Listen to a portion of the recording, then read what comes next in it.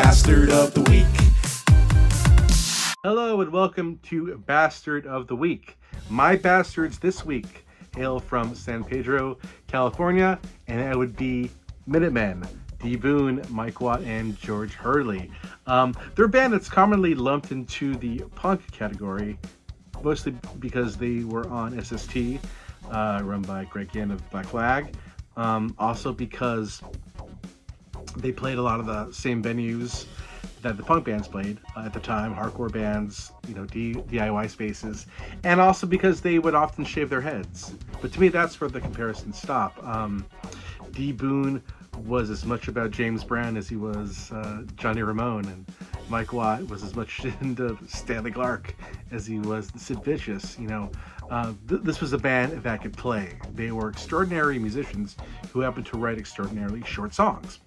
But those short songs were still rich and had tons of parts and had tons of melody and were arranged brilliantly. And I look at bands like Dream Theater or Gentle Giant, and yes, whatever prog band you think of, that has these giant bridges that are songs within songs within songs. To me, the Minutemen would just take all those little sections and make them into individual songs. Verse, chorus, boom. That's all you really need. Because you can say a lot in 60 seconds. Sometimes you can say more in 60 seconds than you can in 60 minutes. They're also very funny, which is something that I don't think a lot of prog bands understand. When you can provoke an emotion like laughter, as opposed to just being stunned by virtuosity or relating to a deep subject, when something can just make you fucking laugh. That's awesome. Double nickels on the dime is hysterical. It's a knock on Sammy Hagar. Sammy Hagar couldn't drive 55. They could do double nickels on the dime, which is amazing. And that same album has covers of songs by Steely Dan and Van Halen, CCR, short versions, Minutemen versions of those songs, not the complete songs.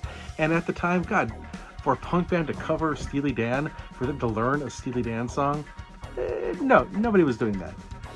But on that same album, it has Corona, which was later on used by TV show and movie Jackass.